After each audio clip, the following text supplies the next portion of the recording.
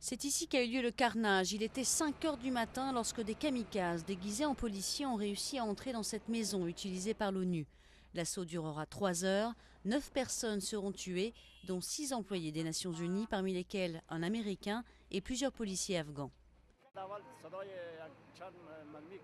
Il y a d'abord eu des bruits de Kalachnikov. Ensuite des tirs de roquettes et des grenades. C'était vraiment pas beau à voir. À la maison, nos enfants et nos femmes hurlaient. Les enfants sont terrorisés. L'attentat s'est produit dans l'une des zones censées être les plus sûres de Kaboul, une attaque revendiquée par les talibans. Leur but, terroriser la population à moins de 2 semaines du second tour de la présidentielle, prévu le 7 novembre. Une présidentielle que l'ONU doit surveiller de près pour éviter les fraudes.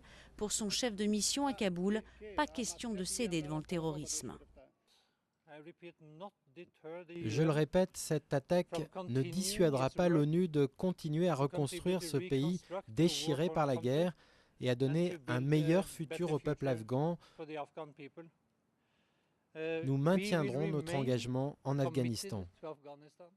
Dans la matinée, 2 roquettes ont été lancées derrière ce portail, celui d'un grand hôtel de Kaboul qui accueille de nombreux étrangers, signe qu'aucun territoire de la capitale afghane n'est désormais hors d'atteinte des terroristes.